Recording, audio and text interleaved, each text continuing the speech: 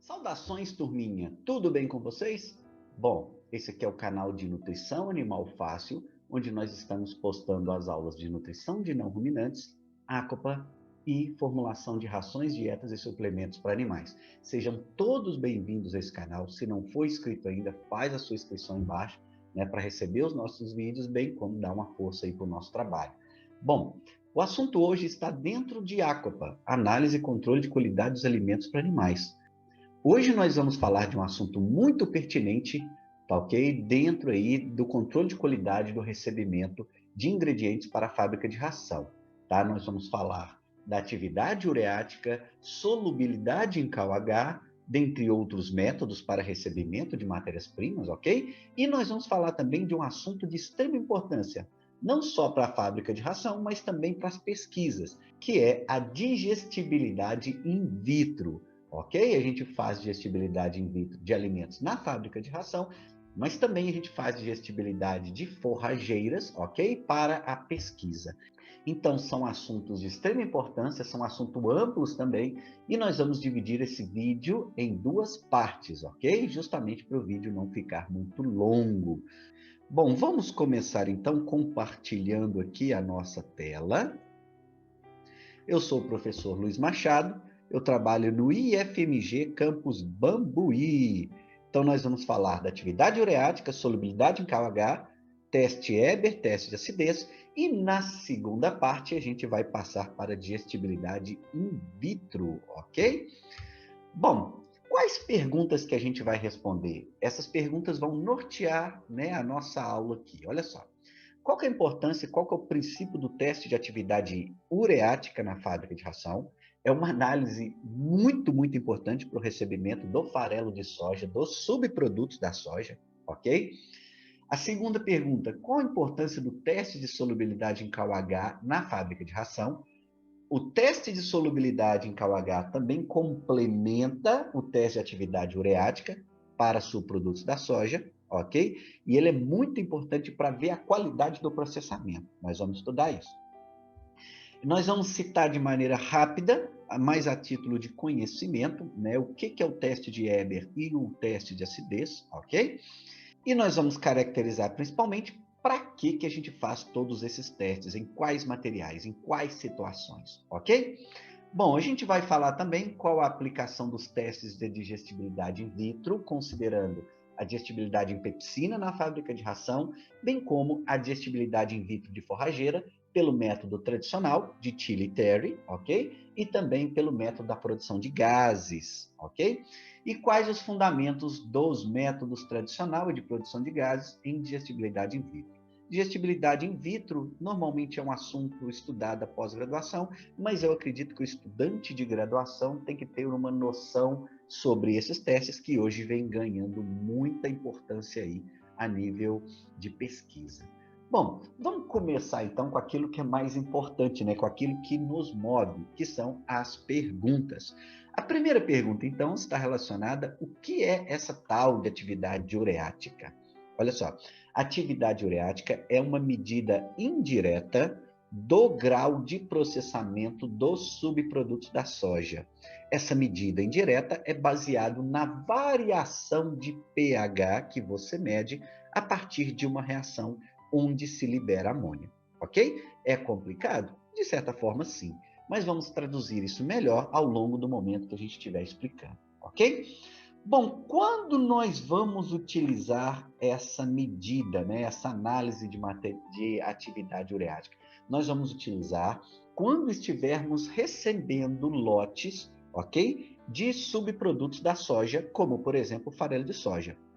É óbvio que a quantidade, a periodicidade dessa análise vai depender até mesmo do POP 1, do seu procedimento operacional 1, do seu fornecedor. Vai ter fornecedor que ao longo de anos você tem um registro e nunca deu problema, você pode diminuir sua periodicidade. Mas se for um novo fornecedor, que você não tem a certeza ainda né, da idoneidade dessa fábrica, do grau que essa fábrica, esse fornecedor, né, te atende às suas especificações, você vai aumentar a periodicidade, ok? Bom, assim, a atividade ureática vai medir, então, o grau de processamento do grão de soja, conforme a gente vai ver, tá? Bom, aqui nós temos um rótulo, né, algumas especificações, alguns níveis de garantia do farelo de soja 46%, ok? Nós temos farelo de soja com diferentes proporções proteicas aí no mercado, aqui é o 46%. E essa atividade ureática, vejam que aqui, dentre outros níveis de garantia, ela expressa o mínimo de atividade ureática, ok? Olha aqui, ela expressa um valor mínimo 0,05. Esse valor tem a ver com a variação de pH no momento que se faz a análise, ok? Então, a unidade de atividade ureática é variação de pH, que tem que estar aí entre 0,05, né, até 0,020, conforme a gente vai ver. Tá? Chama atenção que existem também outros níveis de garantia aqui variados, ok? Salmonela, aflatoxina, fibra, proteína, e aí vai, ok? Bom, para a gente entender a análise de atividade ureática, a gente tem que entender também o que são esses tais fatores antinutricionais. Fatores antinutricionais são substâncias que prejudicam o processo digestivo, ok? Como um todo. São, por exemplo, os inibidores de tripsina, quinotripsina, eles inibem a atividade enzimática, tá? São as lectinas, fatores alérgicos, enfim, são substâncias que são prejudiciais, como um todo, tá? Ao processo digestivo. O feijão in natura tem muito fator antinutricional, a soja in natura tem muito fator antinutricional, e por esses fatores antinutricionais, em sua maioria, ter natureza proteica, ok? A gente desestabiliza-os, tá? De maneira muito fácil a partir do aquecimento. Se a gente aquece, a gente desestabiliza a proteína no sentido de romper a estrutura terciária e quaternária dessa proteína, e ela perde a sua função biológica. Se ela perde essa função biológica, ela vai deixar de atuar como a proteína, embora ainda contenha todos os aminoácidos que a compõem, ok? Então, traduzindo, o que a gente faz na prática? A gente pega o farelo de soja e processa, né? A gente processa isso termicamente. Isso contribui para a eliminação de alguns fatores antinutricionais, ok? Esse é fato. E a gente compra o farelo de soja, por exemplo, com uma quantidade muito pequena ainda, um resíduo de fator antinutricional. Só que esse processamento pode ser muito severo e isso impactar diretamente, ok, na qualidade da proteína. Quando o processamento é muito, muito severo, durante uma alta temperatura, durante um tempo maior, pode ser que você tenha prejuízos na qualidade da proteína. O contrário também pode acontecer. Um processamento inadequado, onde não se elevou a temperatura adequada, nem o tempo adequado para processamento do grão de soja. E aí, o farelo de soja chega com maior nível de fatores antinutricionais, o que a gente não quer.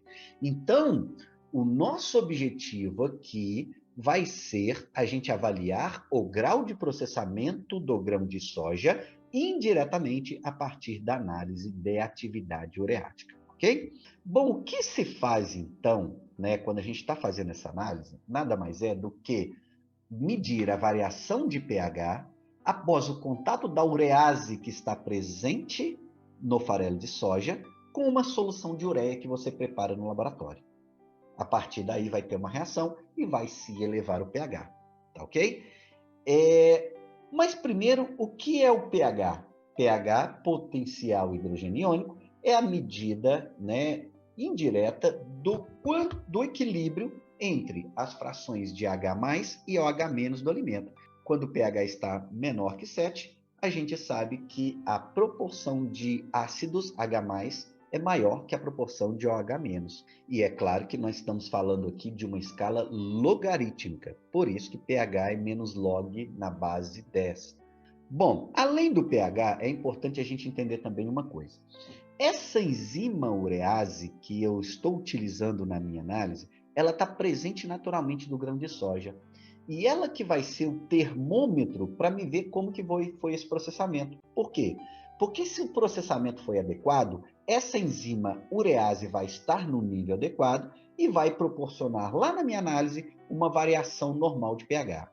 Porém, se o produto foi super processado, vai ter muito pouco urease, o pH praticamente não vai mudar a partir da minha análise, e eu vou acusar talvez um superprocessamento. O contrário também é verdadeiro. Num subprocessamento do grão de soja, vai ter muita urease ainda, porque essa urease é inativada do calor. Então, se ela tem muito, é porque o calor foi insuficiente, e isso vai me proporcionar uma grande variação no pH quando eu fizer a análise, ok? Bom, assim eu vou colocar o meu farelo de soja em contato com a solução de ureia.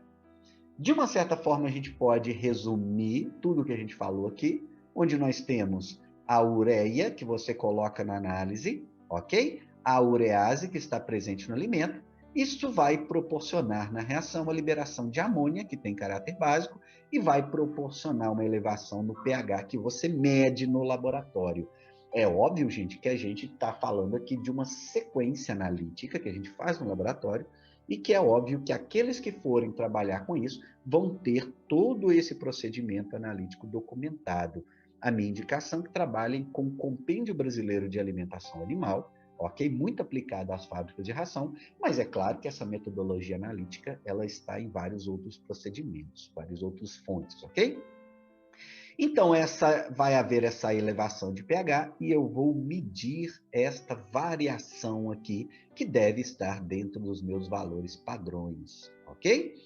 Vou utilizar uma solução tampão pH 7, ok? Para me verificar a variação. Então, eu tenho início pH 7 e depois de um tempo, depois de 30 minutos, em contato com essa solução, eu vou verificar essa variação de pH. O ideal de 0,01, aqui sendo menos exigente até que aquele rótulo que eu apresentei para vocês, até 0,15. Então, vejam bem, veja se ficou claro. O subprocessamento do meu grão de soja na indústria deixa muita urease, ok? No subproduto da soja e me proporciona a nível de laboratório uma alta variação de pH. Já o superprocessamento desse grão de soja, o que a gente não quer, o que é muito ruim para o desempenho dos animais, me proporciona pouca urease, porque a urease é um termômetro, né, reflete muito o grau de processamento. Se foi superprocessado, quer dizer que desnaturou a enzima urease, que é uma proteína, ok? Me causa praticamente variação nula de pH. E aí eu posso investigar isso melhor a partir de uma outra análise chamada solubilidade em KOH, como vou contar para vocês daqui a pouco, ok? Bom, e então aqui, valores de atividade ureática, ok? É claro que esses valores podem variar conforme a fonte, esses valores vão estar descritos no seu manual da qualidade, ok? Então, de 0,1 a 0,05, ela é excelente. De 0,06 a 0,20, ela é boa. Regular de 0,21 a 0,30 e deficiente acima de 30, né? Maior que 30. Ok? Isso pode variar um pouco. A fábrica de ração pode ser um pouco menos rigorosa, até mesmo como a margem de segurança, ela pode trabalhar acima de 0,5, conforme aquele primeiro rótulo que eu mostrei para vocês, ok? Aqui alguns valores de solubilidade de KOH, que eu vou contar o que é isso daqui a pouco para vocês. Na verdade, uma análise complementa a outra, ok? Bom, aqui também outra tabela de atividade ureática e solubilidade em KOH do farelo de soja e de outros produtos aqui, ok? Aqui é um resultado de análise, atividade ureática desses subprodutos, bem como a solubilidade em KOH. Somente aí um exemplo de resultados a nível de fábrica de ração, tá? Desses materiais. Bom, e agora eu vou apresentar para vocês alguns resultados analíticos muito interessantes de uma empresa da Polinutri, tá? Que pesquisou como era o farelo de soja brasileiro. Então, pegou várias e várias amostras, um número muito grande de amostras, e fez a análise de atividade ureática. A maior parte, 90%, tem o valor otimizado, ou bom ou excelente, né? uma quantidade significativa de 6,72% até 0,15, tá? E uma quantidade aí pequena, 1,72% de 0,16 a 0,20. O que mostra, meus amigos, que quase a totalidade do nosso farelo de soja é de boa qualidade quando o parâmetro é atividade ureática. Isso é muito bom, principalmente sabendo que o Brasil é um grande exportador de subprodutos da soja. Então mostra como que a gente, os brasileiros, os produtores, os processadores, ok, tem responsabilidade com esse quesito da qualidade. Bom, nós vamos falar agora de outro teste que complementa a atividade ureática, que é a solubilidade em KH, né? O que é? Respondendo à primeira pergunta, é a aferição do grau de solubilidade da proteína bruta dos subprodutos da soja através, né, de uma solução diluída de óxido de potássio, KOH, ok? Ela vai te mostrar qual o grau de solubilidade dessa proteína nesta solução. E é claro que medir diretamente a solubilidade da proteína para o animal. Bom, para qual material nós utilizamos? Subprodutos da soja. E quando a gente faz? Principalmente quando verificarmos um baixo valor de atividade ureática, como, por exemplo, valor zero, ou seja, não houve mudança de pH lá na atividade ureática. O que é um indício de, pensa bem, a partir de tudo que a gente falou, quando a atividade ureática é zero, o que isso nos mostra? Nos sugere superprocessamento. Se está superprocessado, provavelmente há perdas na qualidade dessa proteína, e eu vou avaliar isso a partir, tá, da solubilidade em KH. É claro que essa análise que nós estamos falando também é um parâmetro de qualidade, independente, ok? Da atividade ureática, as fábricas de ração podem fazer também a solubilidade em KH a fim de registrar a qualidade, né, dos seus produtos, das suas matérias-primas recebidas, ok? Bom, aqui só para ficar claro, tá, que isso também pode estar nos níveis de garantia como um parâmetro de qualidade, onde essas especificações aqui sugerem um mínimo de 80% para a solubilidade em KOH, que é a mesma coisa aqui que solubilidade da proteína, ok? Bom, vamos entender melhor. Olha só, a solubilidade, né, da proteína tem uma relação inversa com o grau de processamento. Bom, vamos entender isso melhor. Olha só, a gente precisa entender que a solubilidade ela tem uma relação inversa com o grau de processamento, no sentido que se eu processo aquele grão de soja muito, isso é ruim, eu acabo prejudicando a digestibilidade da proteína, a solubilidade da proteína. A solubilidade tem muita relação com a digestibilidade a nível de trato gastrointestinal para os animais, ok? Então, se eu quero avaliar a solubilidade, se eu quero avaliar o grau de processamento, eu posso avaliar a solubilidade. Quando nós temos um superprocessamento, a gente encontra uma baixa solubilidade em KOH. Nós não queremos. Quando ela é subprocessada, a solubilidade em KOH é alta demais. A gente não quer também. Ok? Então é óbvio que nós estamos falando de um nível ótimo de solubilidade em KOH. Esse método analítico está também disponível no Compêndio Brasileiro de Alimentação Animal, né? Qual concentração, por quanto tempo, qual agitação, né? Qual temperatura, ou seja, condições padronizadas. Aqui nós não estamos falando da metodologia analítica, sim, a gente está falando da importância da análise e também tentando entendê-la, né? O seu princípio de maneira científica, ok?